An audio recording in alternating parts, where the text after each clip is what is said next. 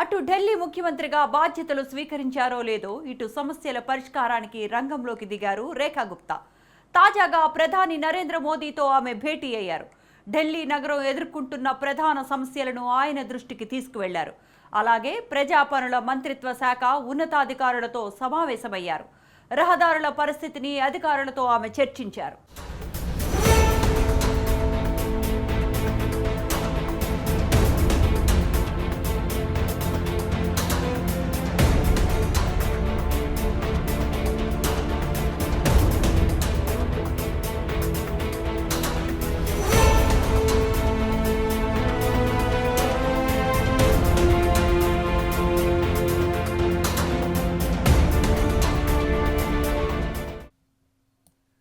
ఢిల్లీ ముఖ్యమంత్రి రేఖా గుప్తా రంగంలోకి దిగారు. తాజాగా ప్రధాని నరేంద్ర మోడీ నివాసానికి వెళ్లి ఆయనతో సమావేశమయ్యారు. ఢిల్లీ నగరం ఎదుర్కొంటున్న ప్రధాన సమస్యల గురించి ప్రధాని మోడీతో ముఖ్యమంత్రి రేఖా గుప్తా చర్చించినట్లు తెలిసింది. మరీ ముఖ్యంగా ఢిల్లీ నగరంలో మౌలిక వసతులను మెరుగుపరచడం, యమునా నది ప్రక్షాళన, వాయు కాలుష్యం, డ్రైనేజీ వ్యవస్థ తదితర సమస్యలను ప్రధాని నరేంద్ర మోడీ దృష్టికి ముఖ్యమంత్రి రేఖా గుప్తా తీసుకెళ్లినట్లు బీజేపీ వర్గాలు పేర్కొన్నాయి. అంతేకాదు, ఈ సందర్భంగా ఢిల్లీకి బిడ్డలాంటి తనను ముఖ్యమంత్రి పదవికి ఎంపిక చేసినందుకు ప్రధాని మోడీకి రేఖా గుప్తా కృతజ్ఞతలు చెప్పినట్లు కూడా తెలిసింది.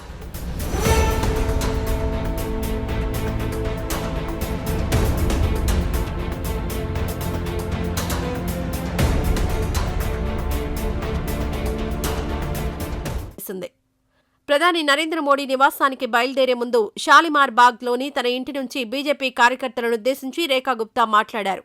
గత 10 ఏళ్లుగా పరిష్కారం కాని ఢిల్లీ సమస్యలను ప్రధాని నరేంద్ర మోడీ దృష్టికి తీసుకెళ్లనున్నట్లు పబ్లిక్ అడ్రస్ సిస్టమ్ ద్వారా బీజేపీ కార్యకర్తలకు రేఖా గుప్తా వెల్లడించారు. ప్రధాని నరేంద్ర మోడీ తరచూ ప్రస్తావించే వికసిత ఢిల్లీ కలను సాకారం చేయడానికి తమ ప్రభుత్వం శక్తివంచన లేకుండా కృషి చేస్తుందన్నారు ముఖ్యమంత్రి రేఖా గుప్తా. ఈ సందర్భంగా జై శ్రీరామ్, భారత్ మాతాకి జై అంటూ నినాదాలు చేశారు రేఖా గుప్తా. बहनों की ओर से धन्यवाद करने जा रही हूँ, देश की बेटियों की ओर से धन्यवाद करने जा रही हूँ। सारी देश की बेटियों की ओर से मैं आदरणीय प्रधानमंत्री जी का धन्यवाद करने जा रही हूँ। ప్రధాని నరేంద్ర మోడీతో భేటీ అనంతరం పబ్లిక్ వర్క్స్ డిపార్ట్మెంట్కు చెందిన ఉన్నతాధికారులతో ముఖ్యమంత్రి రేఖా గుప్తా సమావేశమయ్యారు. ఈ సందర్భంగా ఢిల్లీ నగరంలో రహదారుల పరిస్థితిని ఆమె ఉన్నతాధికారులతో చర్చించారు. రహదారుల పునర్నిర్మాణానికి తీసుకోవాల్సిన చర్యలను పీడబ్ల్యూడీ ఉన్నతాధికారులతో ఆమె చర్చించారు. ఈ సందర్భంగా అధికారులకు రేఖా గుప్తా అనేక సూచనలు చేశారు.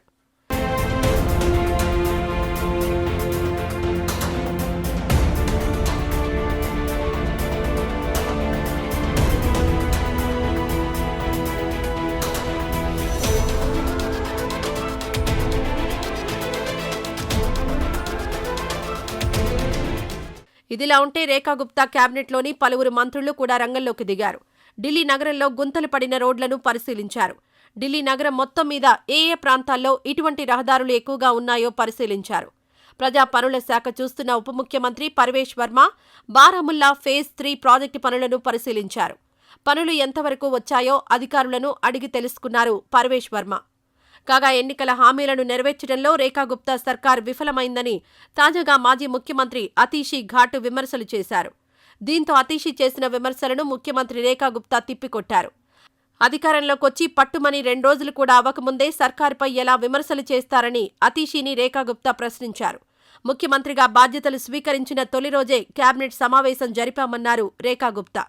అంతేకాదు, ఆయుష్మాన్ భారత్ యోజనను వెంటనే అందుబాటులోకి తీసుకొచ్చామన్నారు ఆమె. ఆయుష్మాన్ భారత్ వైద్య పథకాన్ని అమలు చేయని ఆమ్ ఆద్మీ పార్టీకి తమను విమర్శించే హక్కు లేదన్నారు.